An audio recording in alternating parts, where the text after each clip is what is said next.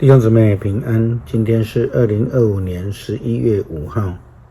今天的经文是诗篇50篇，阿摩司书第5章12节到24节，路加福音19章11节到27节。今天要跟大家分享的主题是忠仆。如何成为忠心的仆人，这是受呼召的基督徒的责任。而成为忠心，不是按照我们的需求或者是我们的标准，乃是要按照上帝的呼召以及他的标准。有人呢，将服侍教会当成一个职业，这样是否是上帝的呼召？有人认为自己的功劳非常的大，是最大的，所以所有的美名他都要承揽在身上。也有人把教会服事当成自己的企业版图，甚至变成家庭事业。其实这些想法态度都是违背上帝的呼召，违反了主的旨意，以及背离上帝的道路。阿摩司书第5章12节到24节，你们罪恶深重，罪案累累，你们压迫好人，接受贿赂，在法庭上阻止穷人得到公平的裁判。在这邪恶的时代，难怪聪明人都不讲话了。要追求良善，摆脱邪恶，你们才有生路。这样就照你们所说的，上主万军的统帅上帝才会真正的与你们同在。在嫉恶如仇，喜爱善良，在法庭上伸张正义，这样也许上主万军的统帅上帝会对这个国家的残存之民显仁慈。所以至高的上主万军的统帅上帝这样说，街道上将到处有嚎啕哀哭的声音，陪哭的人都被雇完了，只好去拉农夫来充当。葡萄园里只听到哀哭的声音，这些事一定会发生，因为我要惩罚你们，上主这样宣布了。等候上主的日子来临的人啊，你们惨了。上主的日子对你们有什么好处呢？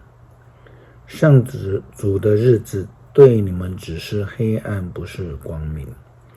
那日子来临的时候，你们无处可逃，好比一个刚躲过了狮子，又碰到了熊，又好比一个人回到家里精疲力竭，把手靠在墙上，就被墙上的蛇咬了一口。上主的日子将来带来黑暗，不是光明，那是倒霉的日子，没有一点希望。上主这样说，我讨厌你们的节期，受不了你们的盛会，我不接受你们的烧化祭和素祭，也不稀罕你们献上肥牲畜做平安祭，我不喜欢你们那闹哄哄的歌声，也不爱听你们弹奏的乐曲。其实你们应该像江河滚滚涌流，不屈不挠，伸张正义，像溪水川流不息，始终不懈地主持公道。想想，如果有一天上帝见到我们的时候呢，他会说赞了，还是说惨了？耶稣基督在教导门徒的时候，提到了一个10个仆人的比喻。虽然10个都是主人的仆人，但却不一定每一个都是忠心的仆人。路加福音19章11节到27节，耶稣基督这样说道。大家正在听这话，耶稣又告诉他们一个比喻。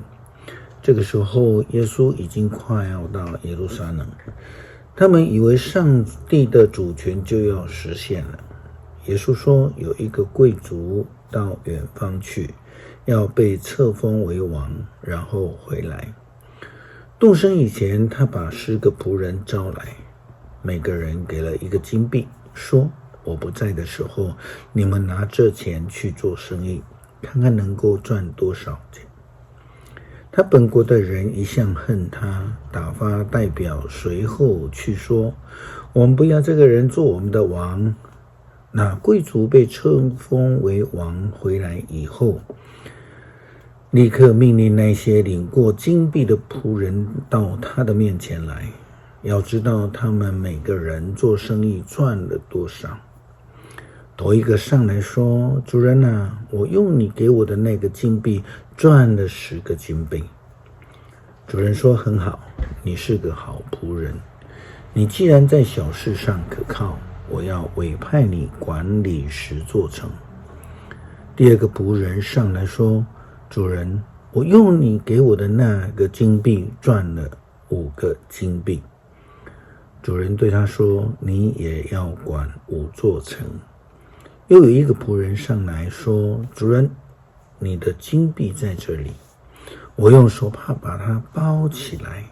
我一向怕你，因为你是一个严厉的人，没有存放的也要提取，没有栽种的你也要收割。主人对他说：你这个坏仆人啊，我要用你自己的话定你的罪。